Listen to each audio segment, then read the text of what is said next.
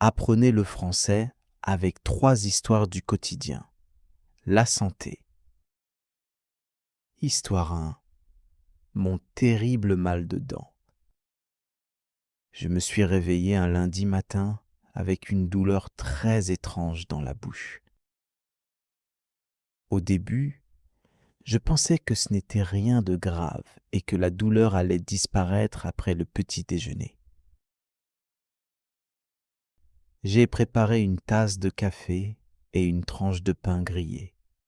Mais dès que j'ai commencé à manger, une douleur très forte a traversé toute ma mâchoire. J'ai immédiatement arrêté de manger parce que j'avais l'impression que quelqu'un appuyait très fort sur ma dent. Pendant toute la matinée, j'ai essayé de continuer mon travail comme d'habitude, mais il était presque impossible de me concentrer. Chaque fois que je parlais ou que je buvais un peu d'eau, la douleur revenait encore plus fort. Mes collègues ont remarqué que je n'étais pas de bonne humeur et ils m'ont demandé si tout allait bien. Je leur ai expliqué que j'avais très mal aux dents et ils m'ont conseillé de prendre rapidement un rendez-vous chez le dentiste. Après le travail, je suis allé directement au cabinet du dentiste. En entrant dans la salle d'attente, j'étais un peu stressé parce que je n'aime pas les soins dentaires. Heureusement, le dentiste était très gentil et il m'a parlé avec calme. Après avoir examiné ma bouche, il m'a expliqué qu'une dent était abîmée et qu'il fallait la soigner avant que la situation ne devienne plus grave. Le traitement n'a pas été aussi difficile que je l'imaginais. Une fois le rendez-vous terminé, je ressentais déjà beaucoup moins de douleur. Le dentiste m'a conseillé de bien me brosser les dents chaque jour, d'utiliser du fil dentaire et d'éviter de manger trop de sucre. En rentrant chez moi, je me suis senti soulagé et je me suis promis de prendre davantage soin de mes dents afin d'éviter ce genre de problème à l'avenir. Histoire 2. Un mauvais mal de ventre. Un samedi après-midi, je suis allé au marché pour acheter quelques produits frais. Tout sentait très bon et j'avais très faim. J'ai décidé de goûter plusieurs spécialités que je ne connaissais pas encore. J'ai mangé un sandwich, une pâtisserie, puis une glace parce qu'il faisait très chaud. Sur le moment, j'étais très content de découvrir toutes ces nouvelles saveurs. En rentrant à la maison, j'ai commencé à ressentir une petite douleur dans le ventre. Au début, je pensais que c'était simplement parce que j'avais trop mangé. Je me suis installé sur le canapé pour me reposer quelques minutes, mais la douleur est devenue de plus en plus forte. Mon ventre faisait des bruits étranges et je n'avais plus envie de manger ni de bouger.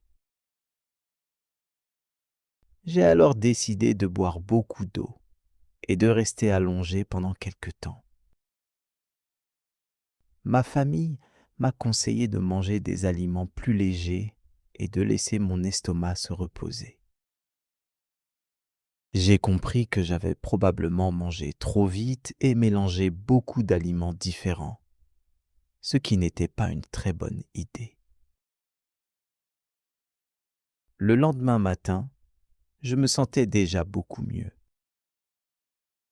Cette expérience m'a appris qu'il est important de manger lentement, de ne pas exagérer avec la nourriture et d'écouter son corps lorsqu'il envoie des signes de fatigue ou de douleur. Depuis ce jour, je fais plus attention à ce que je mange et je profite de chaque repas sans me presser.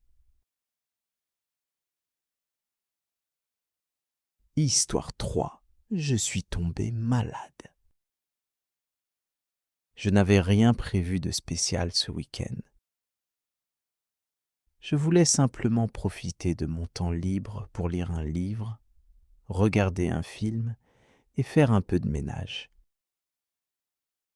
Pourtant, dès mon réveil, je me suis senti différent. Mon corps était très lourd, mes muscles étaient douloureux et je n'avais presque pas la force de sortir de mon lit. Même après une longue nuit de sommeil, je me sentais complètement épuisé.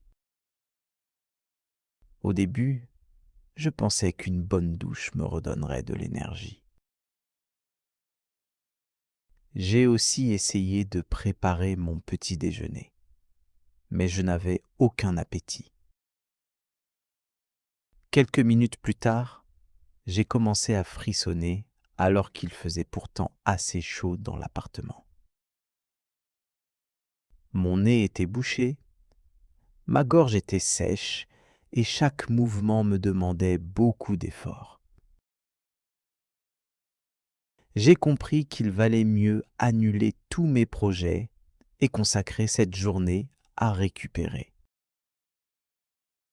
Pendant l'après-midi, je suis resté tranquillement installé près de la fenêtre avec une tasse de tisane bien chaude. J'ai regardé les passants marcher dans la rue pendant que la pluie tombait doucement. Ce moment de calme m'a permis de ralentir et de penser à toutes les fois où j'avais ignoré les premiers signes de fatigue. Cette fois, je voulais vraiment laisser mon corps reprendre des forces sans me presser. 2 jours plus tard, je respirais plus facilement et je retrouvais peu à peu mon énergie. Je suis sorti faire une courte promenade dans le parc et l'air frais m'a fait beaucoup de bien. En rentrant chez moi, je me suis senti reconnaissant d'être de nouveau en bonne santé. Cette petite maladie m'a appris qu'il est parfois nécessaire de faire une pause, de respecter les besoins de son corps et de comprendre que le repos est aussi important qu'une journée bien remplie.